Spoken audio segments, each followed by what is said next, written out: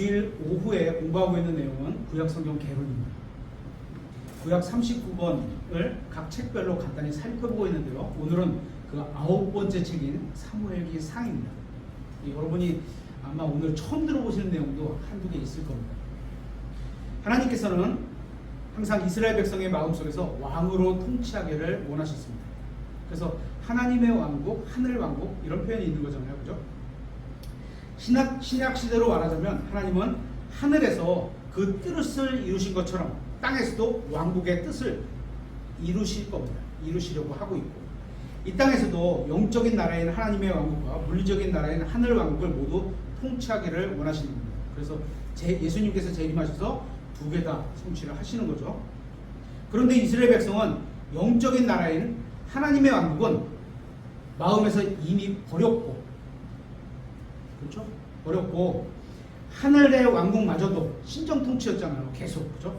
하늘의 왕국마저도 신정 통치를 거부하고 있는 겁니다. 이처럼 사사시대는 사사시대에서 이스라엘은 영적으로 퇴보했던 시기가 되었습니다. 이스라엘 백성은 자신들의 삶에서 하나님을 완전히 밀어내버렸습니다. 뭐 영적으로나 물리적으로나. 그들은 사람인 왕이 필요하다고 느끼자 하나님께서 통치하신다는 사실을 거부했습니다. 그래서 사사기의 마지막 부분에는 이스라엘의 왕이 등장하게 될 것임을 암시하고 있습니다. 한번 찾아보겠습니다. 사사기 21장 25절입니다.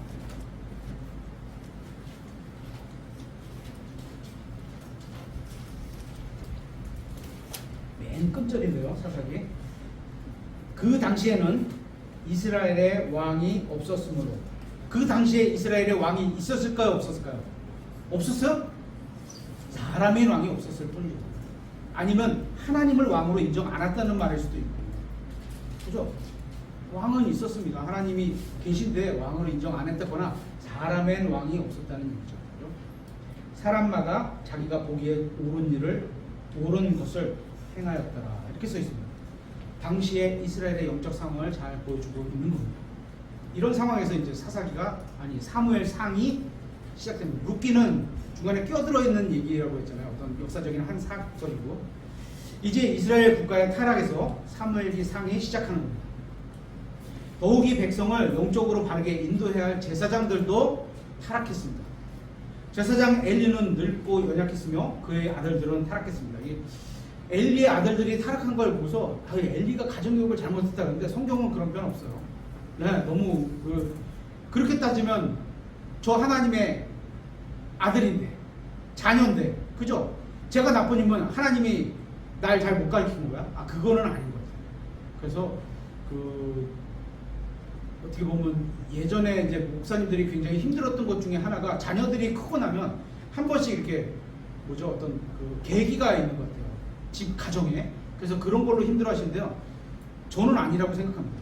그러니까 최선을 다해서 하나님을 섬기고 가정을 섬겼으면 그건 이제 그 성인된 자녀의 몫이지 목사님의 몫이 아니다, 이렇게 생각하지는 않아요. 엘리를 저는 욕하고 싶지는 않습니다. 블레셋인은 지속적으로 이스라엘을 공격했고 결국 하나님의 괴는 빼앗겨서 아스돗에 있게 됩니다. 백성들은 바알과 아스다롯을 섬겼습니다. 신이죠. 그렇죠? 이방인들이 섬겼던 신. 사무엘의 인도하에 작은 부흥은 일어났지만 그의 아들들도 경건치 않은 자들이었습니다. 이런 상황에서 결국 백성들은 사람인 왕을 요구했던 겁니다. 사무엘기상 8장에. 이처럼 주님께서는 백성에게 거부당하셨고, 하지만 선하신 주님은 우리 사람 아버지들은 자녀에게 거부당하면요 굉장히 실망하고 화가 나갖고 아마 내쫓을 거예요. 근데 우리가 믿는 주님은, 선하신 주님은 백성이 요구하는 것을 들어주셨습니다. 그래, 한번 해보는데 이게 결코 유익이 없답니다. 허락을 하는데, 그죠? 그런 거죠.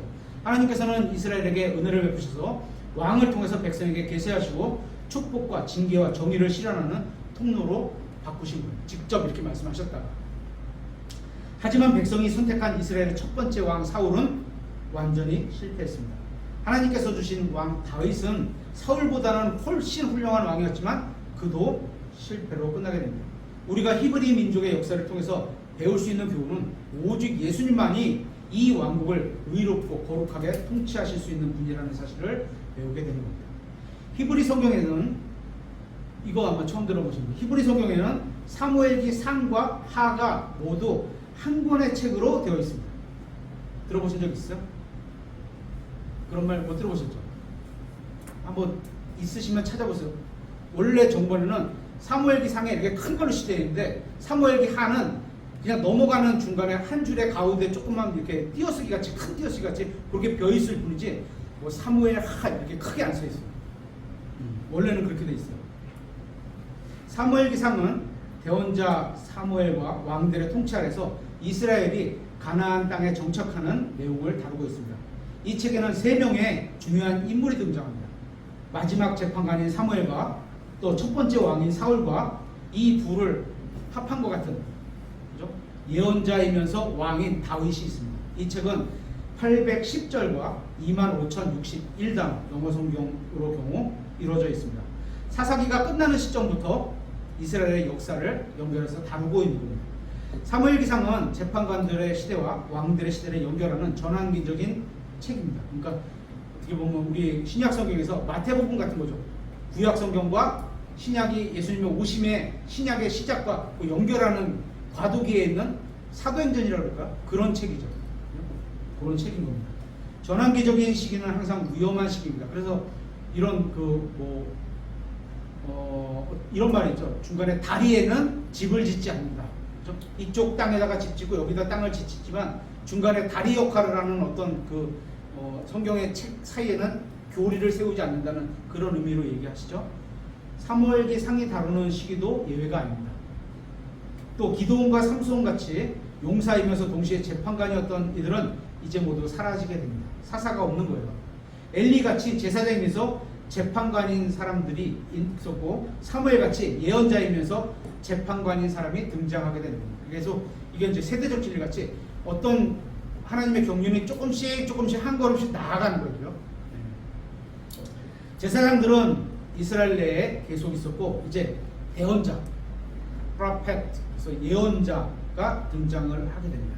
사무엘의 영향력은 사무엘이 했던 거는 말의 힘이었잖아요. 하나님의 말씀을 전하는 그 힘은 말의 영향력은 사무엘의 영향력은 군사적 권력이나 정치적 능력이나 외교적 기술에 있는 게 아니라 하나님에 대한 믿음과 신뢰에 있던 겁니다. 그분의 말씀을 믿고 그대로 전하는 거기에 영향력이 있던 거죠. 사무엘은 뜨겁게 기도하는 사람이었습니다. 이 사무엘이라는 사람 이름은 하나님께 구했다, 기도했다는 거죠. 기도의 사람. 그죠?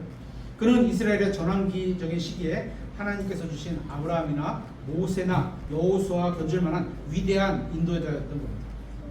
그는 이스라엘에서 신정 통치가 끝나자 하나님이 통치하셨던 그 신정 통치가 이제 직접적인 통치가 아니고 사람을 통해서 왕인 사람을 통해서 통치하는 시대로 바뀔 때 그 끝나는 시대에 있으셨고 또 다시 왕정 시대가 시작하는 그 시대에 살았던 인물입니다. 대언자들의 시대는 공식적으로 사무엘로부터 시작된 것이 아니라 엘리야부터 시작된다고 해야 될 것 같습니다. 사무엘도 예언을 하기는 했지만 예언이라기보다는 선견자, seer, 그러니까 앞을 내다본다. 그런 하나님께서 보여주셔서 seer가 보다잖아. S-E-E-R. 그래서 앞을 내다보는 선견자적인 사역을 했던 겁니다. 왕이 세워진 이후에 사무엘은 재판관의 역할을 왕에게 양보하고 처음에는 왕과 재판관의 역할을 다 한 사람이 했었는데 이제 사람인 왕을 세우고 나서는 왕은 정치만 해. 또 하나님의 일을 하는 그 재판관은 따로 재판만 해. 이렇게 구분이 됐던 겁니다. 주로 예언하는 직무를 감당하게 됩니다. 그래서 통치는 왕이 하고 예언하는 직무, 하나님 말씀 전하는 직무는 대언자들이 하고 이렇게 된 거죠. 왕과 예언자의 차이는 왕은 지상의 왕자에 앉아서 통치한다면 또 예언자는 하늘의 왕자에 앉아 계신 하나님을 대리해서 여기서 말씀을 전하는 겁니다. 따라서 왕위를 물려받는 후계자가 왕에게는 왕위를 물려받는 통치자가 있었지만 대언자에게는 족보로 넘어가지는 않는 거죠. 그렇죠? 하나님이 그 사람이 쓰시고 또 거기에 맞는 다른 사람을 임명해서 쓰시고 이렇게 해서 후계자를 세웠던 겁니다. 또 유대인들의 전통에 의하면 사무엘기의 기록자를 사무엘이라고 합니다. 그럴듯하잖아요, 그죠? 이 책의 내용이 사무엘의 생전에 훨씬 뛰어넘는 내용을 다루고 있는 점에서 보면, 왜냐면 사무엘이 죽으니라 이런 표현이 있잖아요, 그죠? 근데 미리 보여주셔서 기록했을 수도 있고, 그럴 수도 있고, 단정짓지 않겠습니다. 또 그래서 아니면 죽은 다음에 기록이기 때문에 사무엘이 기록자가 아닐 수도 있고, 또 다윗의 생전에 기록된 것을 보면 갓이나 나단이 이 책을 기록자의 가능성도 있습니다. 역대상 29장에 보면 이런 책을 기록했다 이렇게 써있거든요. 가능성도 있습니다. 사무엘기상은 보통 세 부분으로 나눕니다. 첫째, 사무엘을 중심으로 나누고, 둘째, 사울을 중심으로 나누고, 셋째, 다윗을 중심으로 해서 나오는, 보통 이렇게 나눕니다. 사무엘의 계열을 보면 1장에서 4장에는 제사장 제도가 실패하는 것을 보게 됩니다. 5장에서 7장 2절까지는 하나님의 교회, 그 안에 뭐가 들어있었죠? 은설씨, 하나님의 교회 안에 뭐가 들어있었죠? 그렇죠. 돌판 2개, 십계명과 율법을 상징하는 돌판 2개, 또 네, 아론의 쌍난, 우리 성경은 막대기, 지팡이, 또 그쵸, 만나 3개, 이렇게 3개가 들어있었잖아요, 그죠? 이 하나님의 교회를 통해 하나님의 영광이 이교도들 가운데 드러나게 됩니다. 하나님의 교회가 가는 데는 하나님께서 복 주시는 거예요.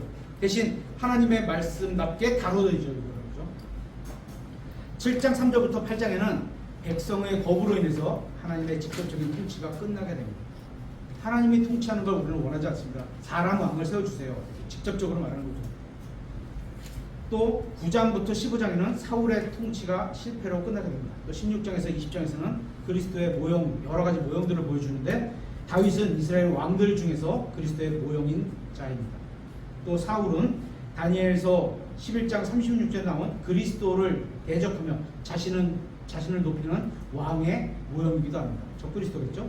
요나단은 사울의 아들이죠. 요나단은 미래의 예수 그리스도를 믿는 유대인들의 남은 자의 모형이기도 합니다. 그러니까 아버지가 죽고 나서 결론 다윗이 왕이 되었고, 그 자기 친구의 아들이죠, 요나단이. 그죠? 친구의 아들인 자를, 친구의 약속을 계속 지켜서 있는 거죠.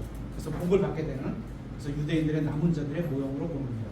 21장부터 끝장까지는, 31장은 다윗이 왕위에 오르기 전에 있었던 행적들을 기록하고 있습니다. 이 책의 핵심 단어는 사울, 138번 나오는 사울이고, 또 7번 나오는 기름을 붓다. 지금으로 말하면 성령님께서 임하셨다, 이렇게 보는 거죠. 핵심 구조는 8장 19절부터 22절입니다. 한번 찾아보겠습니다. 사무엘기상 8장 19절부터 22절.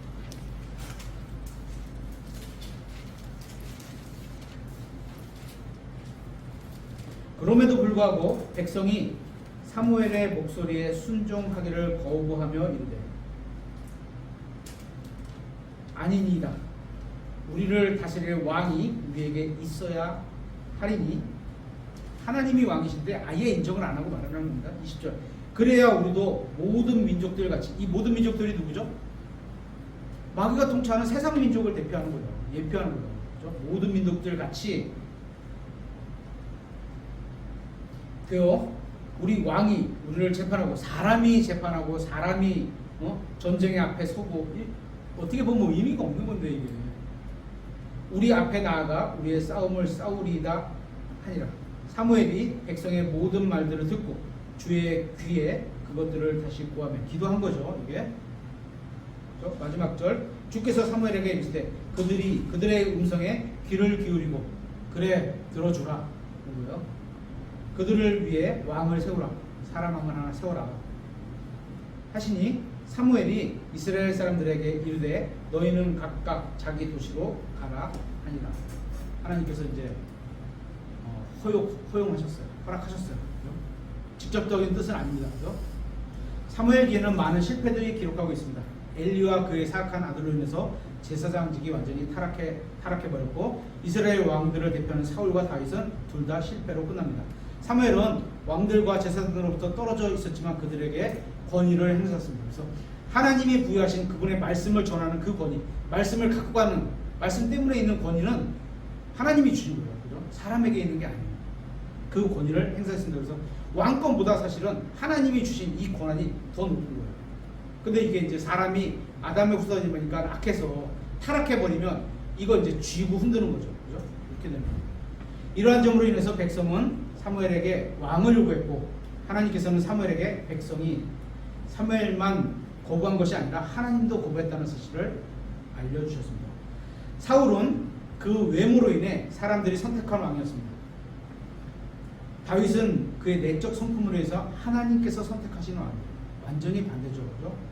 이제 다윗은 이스라엘 왕 중에 한 명으로 하나님의 마음에 맞는 사람이었습니다. 13장 14절에 다윗은 왕국을 세움으로 인해서 메시아의 모형으로 보여주기도 합니다. 이제 각 장별로 간단하게 살펴보도록 하겠습니다. 사무엘기상 1장은 두 아내를 두고 있는 엘가나의 이야기가 시작됩니다. 그가 사랑하는 아내인 한나는 자녀가 없었습니다. 그래서 뭐 어디도 그렇죠. 우리는 하나님께서 자녀를 생명을 허락하시지 않으면, 자녀를 허락하시지 않으면 못 갖는 거예요. 인공 수정을 하고 뭐하건 간에 허락하셨기 때문에 주는 거예요. 그렇죠? 그녀는 크게 낙심하여 주님께 간절히 기도했습니다. 엘리는 주님께 간절히 기도하는 그녀를 봤습니다. 그는 친절하지만 강직하지는 못했던 사람으로 보입니다. 그가 나이가 들어서 영적으로 무딘 사람이었습니다. 처음부터 묻었다 이런 얘기는 안 나와요. 그죠? 어쨌거나 지금 여기 글씨 말씀에 써 있는 이런 상태는 나이가 들어 있는 상태고, 지금 그 한나가 기도하고 또 누구죠? 엘리야인가요? 엘리사인가요? 누구죠? 한나의 자녀? 한나의 자녀가 누구죠? 한나의 아들. 기억 안 나세요? 사무엘이 이 엘리 밑에 가서 하나님의 일을 하고 있는데, 배우고 있는데 하나님이 부르시는 걸 그래도 다행히 엘리는 알아채고 알려줘요. 그리고 뭐 너무 늦게 알아챘다 이럴 것도 없고, 어쨌거나 이건 아닌 것 같다. 분명히 하나님 부르신 거다. 이렇게 해서 알려주게 되죠. 하나님께서는 주님께 완전히 드려진 인생을 찾고 계십니다. 엘리는 나이 들어서까지 계속 섬긴 거 봤을 때는 훌륭한 거예요. 한나는 자녀를 낳으면 하나님께 완전히 내어드리겠다고 했습니다. 한나가 하나님을 만나고 기도 응답을 받은 것은 결코 우연한 일이 아닙니다. 그러니까 그의 속중심을 계속 보셨겠죠. 하나님께서 진짜로. 2장에서는 한나의 감사 기도와 찬양이 나옵니다. 그녀는 승리의 노래를 부르며 주님의 능력과 정의를 찬양했습니다. 사무엘기는 영적으로 어두운 시기를 다루고 있는데 백성의 상태는 점점 더 악해져 가고 있습니다. 제사장들도 영적으로 심히 부패했습니다. 엘리의 아들들은 하나님의 집을 부도덕과 음행으로 가득 채웠고, 그러던 중에 하나님께서는 한나의 기도에 응답하셔서 사무엘을 주시고 주님을 섬기게 하신 겁니다. 3장에는 어느 고요한 밤에 하나님께서는 사무엘의 이름을 부르시며 그에게 말씀하셨습니다. 사무엘아. 그때 사무엘은 하나님을 알지 못했기 때문에 주님께서 부르실 때 3번이나 엘리에게로 갔습니다.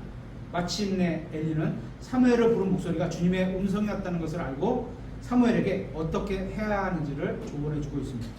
그래서 어린 사무엘은 하나님께서 엘리와 그의 아들들을 심판하실 것이라는 사실을 알게 됩니다. 하나님의 말씀이 없으면 이제 빛도 사라집니다. 사무엘의 시대에는 말씀이 귀했고, 주님께서는 자신의 말씀을 통해서 사무엘에게 자신을 계시해 주고 계십니다. 말씀이 곧 빛, 이렇게 얘기하잖아요. 그래서 하나님의 말씀이 있는 지역에는 어둠이 불어니까 악한 행실, 그죠? 뭐 어두운 뭐 이런 거를 다 물러나가게 되어 있는 거죠.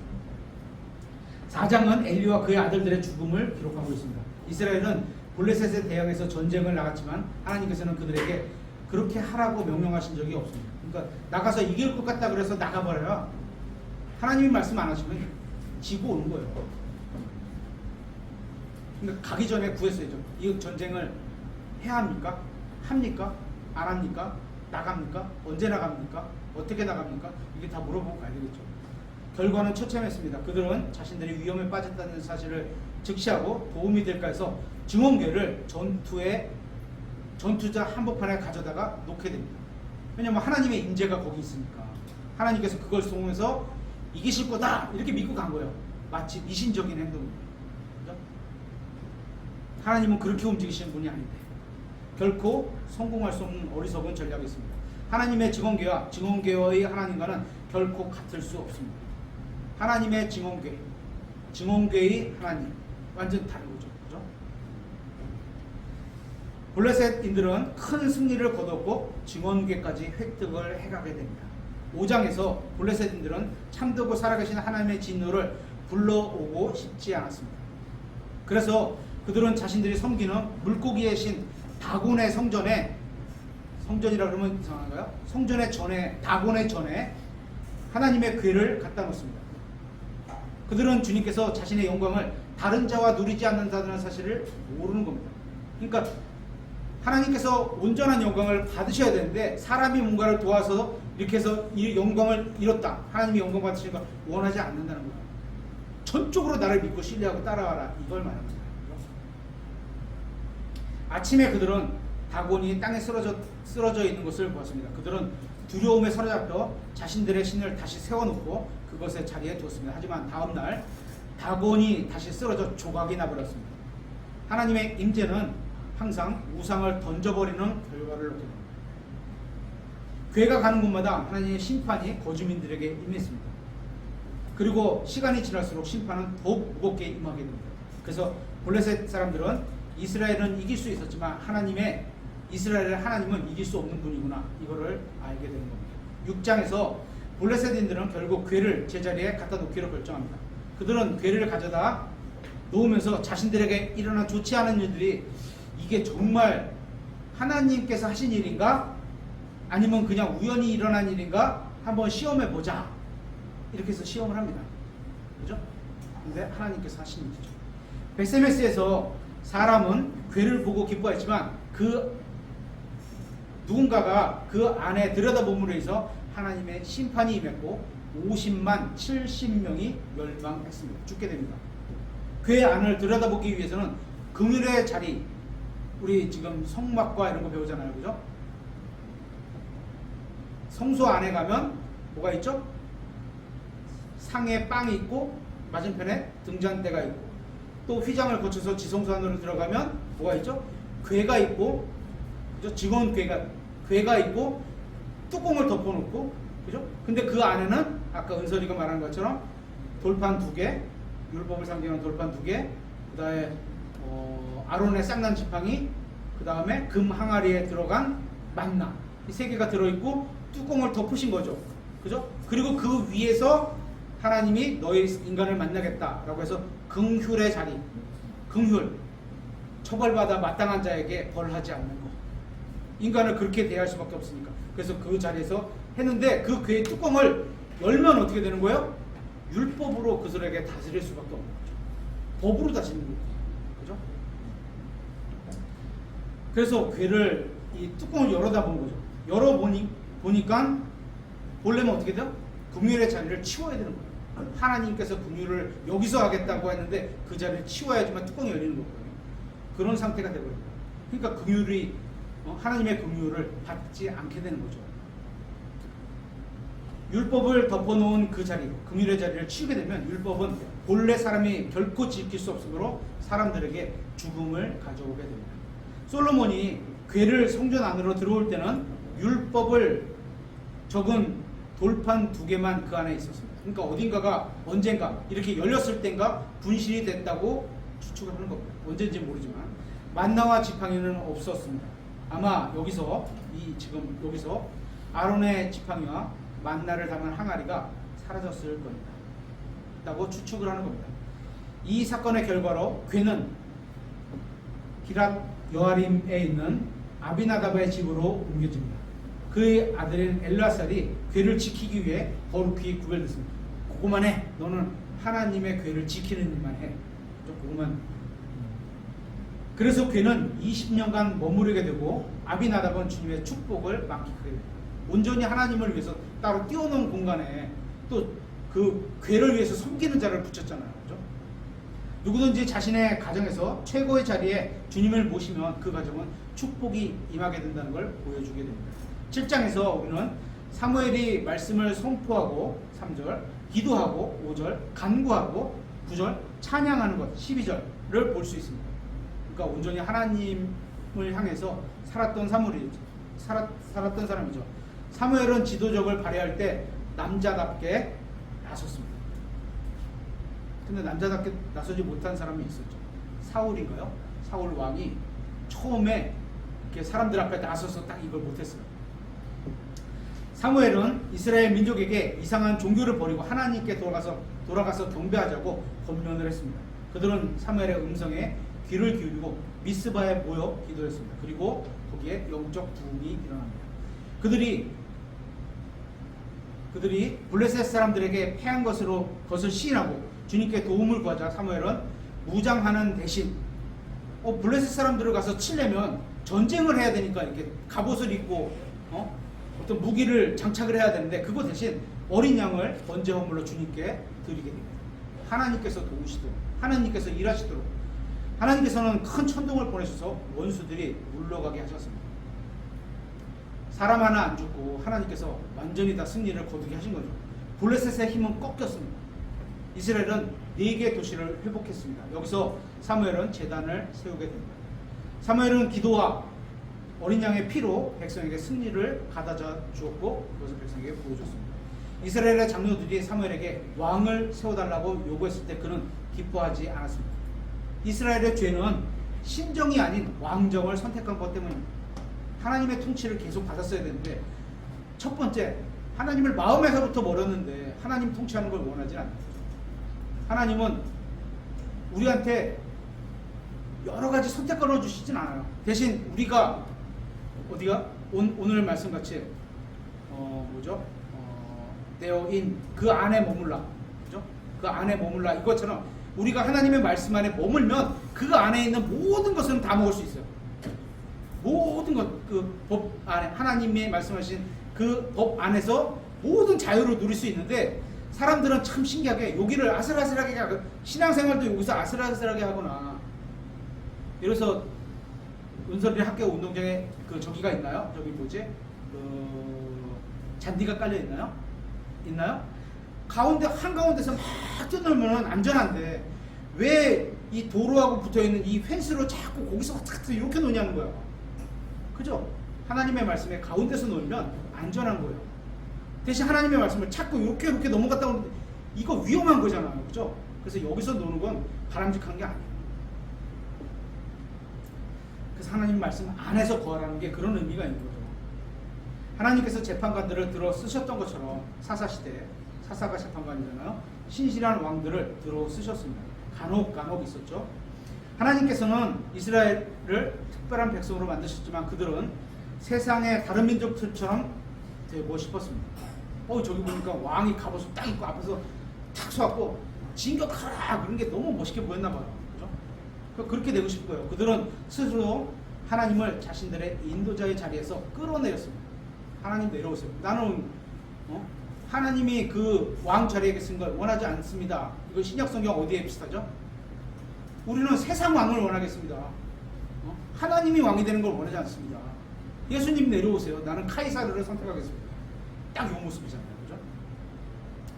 8장에서 사무엘의 아들들은 주님의 길로 걷지 않았던 것은 이미 백성들은 하나님을 버렸기 때문입니다.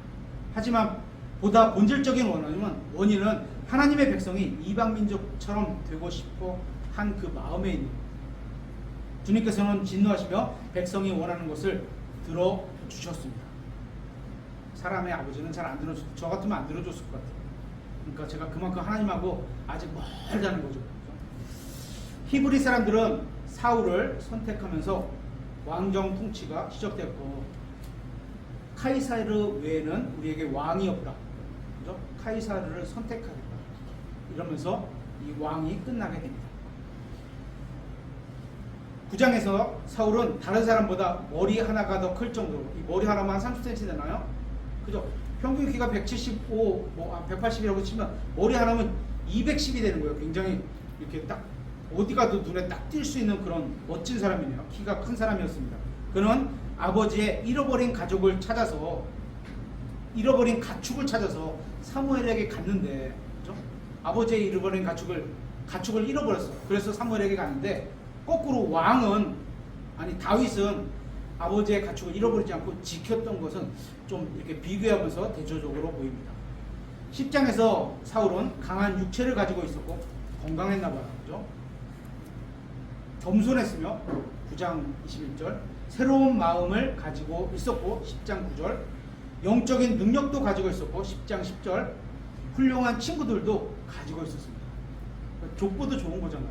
그죠? 선택도 좋고 외모도 좋고 재력도 좋고 그럼 뭐 주위의 사람들을 끌겠죠.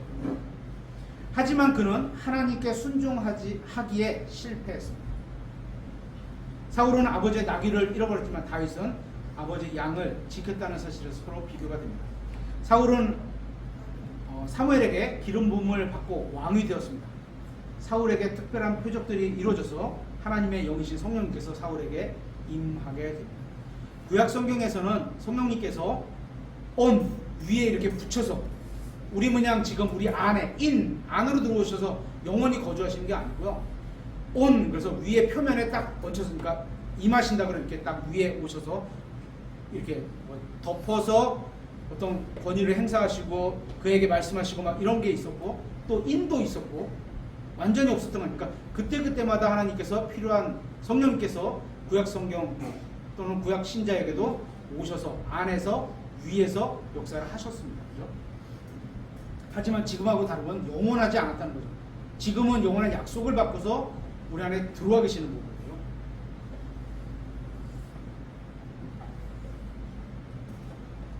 사울이 왕이 된 건 엄청난 기회였습니다.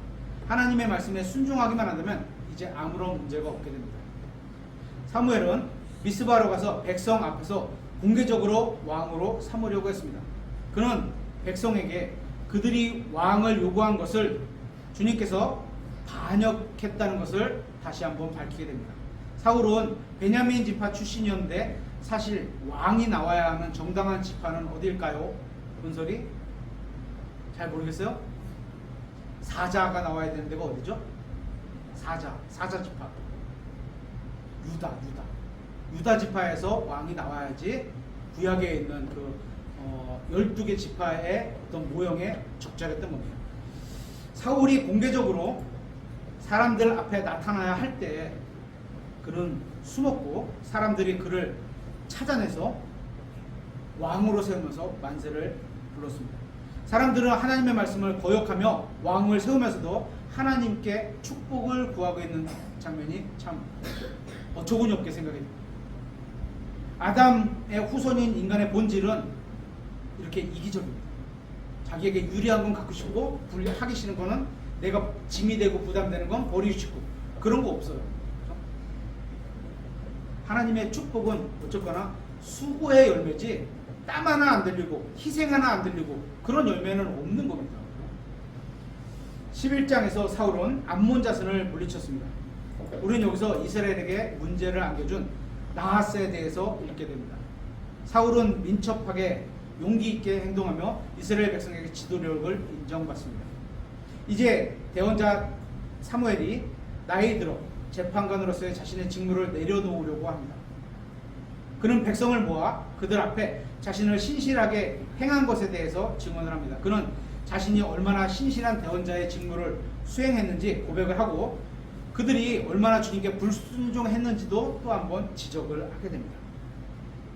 미래에 있을 일에 대해서 그들에게 또 경고를 하게 됐습니다. 그는 주님께 비를 내려달라고 간구하여 자신의 말이 모두 사실임을 백성에게 보여주려고 했고 주님께서는 그의 기도에 응답하신 겁니다. 이런 기도 보고서 우리도 이제 기도를 하는 거죠. 예를 들어서 구약에 이랬으니까 나도 똑같이 해야지. 비가 올까요? 안 올까요? 안 옵니다. 그렇죠? 그때는 하나님의 일하심을 대언자에게 입증을 해주셔야지 사람들이 그 대언자가 진짜 하나님이 보내주신다는 걸 보고 믿을 수 있었기 때문에 보낸 거지. 지금은 저희에게는 대언자가 필요한 게 아니고 지금은 말씀을 전하는 자와 완전한 하나님의 말씀만 있으면 끝나는 거죠. 그렇죠? 그래서 지금은 뭐 비를 내리게 해주세요. 그래서 비가 오는 그런 목사를 세우는 게 아니고 그렇죠?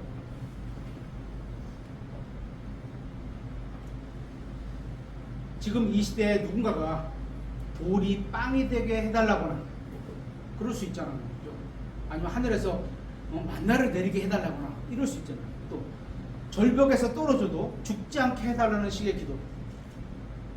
하나님, 나 절벽에서 떨어질 건데 하나님이 정말 계시다면 나 살려주셔야 돼요. 내가 죽으면 하나님 안 계신 거예요. 이런 거 하면 안 된다는 거예요. 그죠?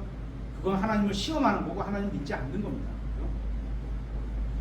백성은 왕을 요구했던 자신들의 죄를 시인하고 사무엘에게 기도를 부탁했으며 사무엘은 그들을 위해 기도하겠다고 약속하고 추가로 권면하고 경고를 하게 됩니다. 12장에서 사무엘은 오늘 15장까지만 볼게요. 다른 사람을 위해 중보하는 사람이었습니다. 이게 우리 모세도 그랬고 구약의 모세도 백성을 위해서 하나님께 백성이 잘못하고 있는 걸 하나님께 가져가서 용서를 대신 구하고 또 하나님께서 화내신 것을 그러면 안 된다고 백성을 또 얘기하고 그래서 중재를 양쪽을 잘 썼던 사람이잖아요. 사무엘도 비슷한 거죠. 다른 사람을 위해서 중보하는 사람이었습니다. 사무엘은 아직 대언자직을 내려놓지는 않았습니다. 그는 추수 때 주님께 큰 비를 구함으로 주님의 능력을 보여주시기를 구했습니다. 하지만 이러한 기적은 가나안에서는 들어보지도 못했던 겁니다. 왜냐하면 거기는 그럴 이유가 없었던 거죠. 그 전에는 젖과 꿀이 흐르는 땅인데 사람들은 이러한 기적을 보고 자신들의 죄를 자백하며 회개했지만 진정한 마음에서 우러난 회개는 아니었던 것으로 보입니다. 이처럼 기적과 표적을 보고 한 회개는 기적과 표적이 사라지면 그렇게 사라지고 맙니다. 청년, 형제, 자매님 여러분이 누군가를 사랑하면 그 사람 본질을 보고 사랑해야 합니다. 그 사람이 갖고 있는 외적인 어떤 것들, 건강, 재력, 학벌, 기타 등등 외적인 어떤 것들이 있는 게 나쁜 건 아니지만 그걸 보고 결혼하면 그게 없어지면 그를 떠나게 되는 마음이 생기게 됩니다. 그래서 우리는 그렇게 선택하면 안 되는 겁니다. 그렇죠?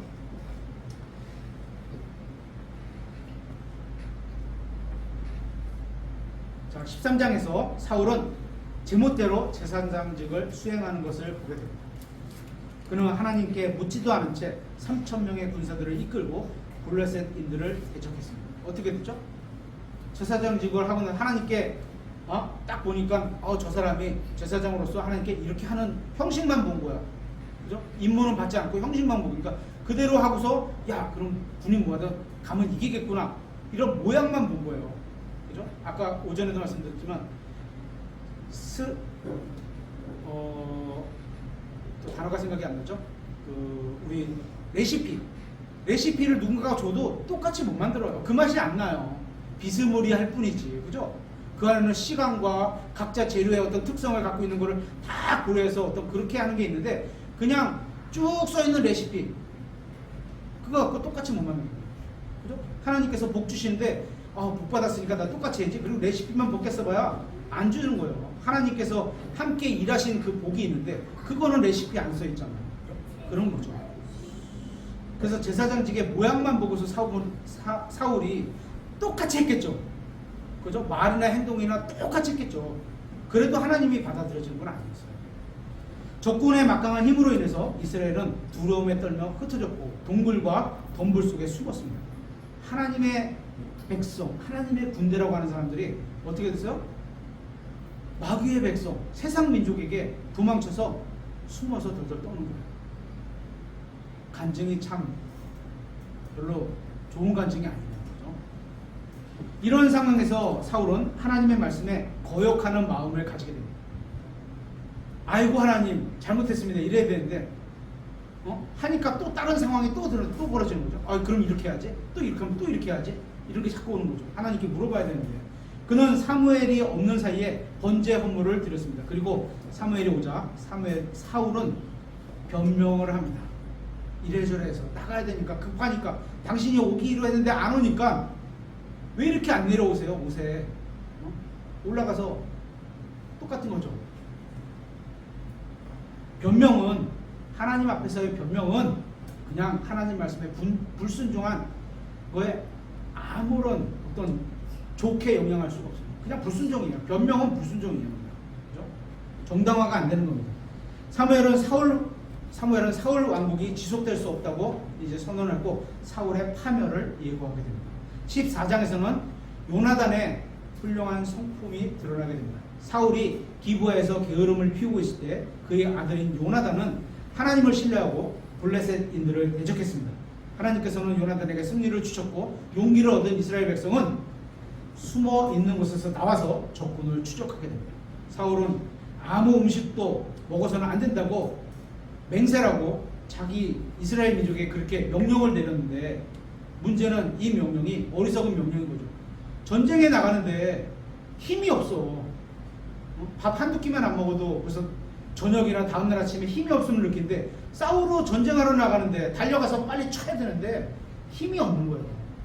그러니까 이런 건 그게 또 하나님께서 말씀하셨다면 이유가 있겠지.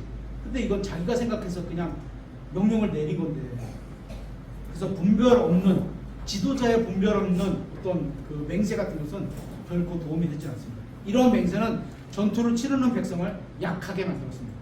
사울의 헛된 맹세로 인해 요나단은 위험에 처하게 되었고 백성은 굶주린 가운데 죄를 짓게 됩니다. 사울의 행위는 자유를 억누르는, 먹어야 되는데, 그죠? 먹지 마! 이렇게 하는 사람이 전형적인 율법주의죠. 안 먹어야지. 하나님께 간절함을 보이자 우리. 그리고 싸우자. 이럴 수도 있었잖아요. 그죠? 이제 오늘 살펴볼 마지막 15장을 한번 보겠습니다. 주님께서 사울을 거부하신 이유가 바로 그 아말렉을 다룬 경우를 통해서 드러나게 됩니다. 주님께서는 이 사악한 민족을 완전히 진멸하라고 명령하셨습니다. 아말렉은 우리의 육신을 나타내는 거예요. 육신적인 생각, 육신적인 어떤 방법, 이런 것들이 다 육신, 이런 것들이 다 아말렉이 이스라엘에게 했던 그런 거를 우리에게 보여주고 있는 거죠. 주님의 명령은 단순했습니다. 어떻게요? 그냥 완전히 다 진멸해. 끝.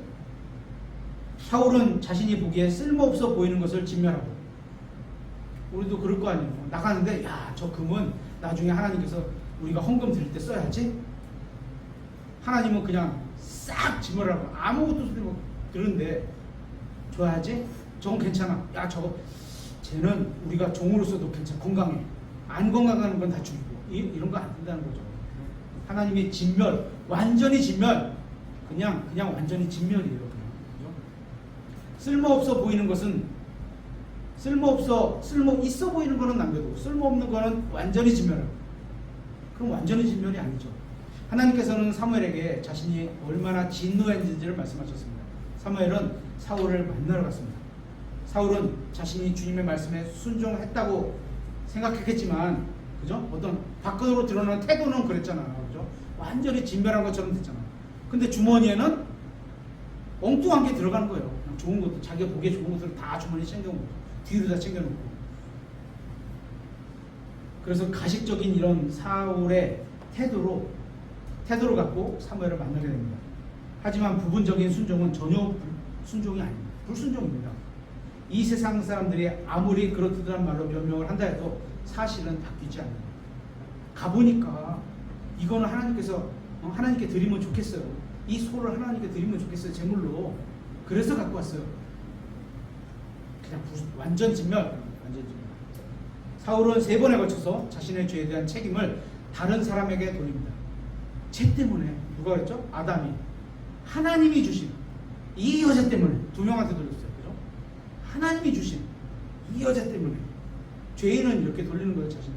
그냥 하나님 앞에 제가 죄를 졌습니다. 이러면 되는데 너 때문이야. 네가 날 꼬셨잖아. 선택은 내가 했는데. 그죠? 결국 사무엘이 성경에서 아주 유명한 구절에 선언을 하게 됩니다. 다 같이 마지막 절 한번 찾겠습니다. 다 같이 15장 사무엘기상 15장 22절부터 23절을 찾아보겠습니다. 사무엘기상 15장 22절부터 23절을 찾아보겠습니다. 아주 유명한 구절입니다.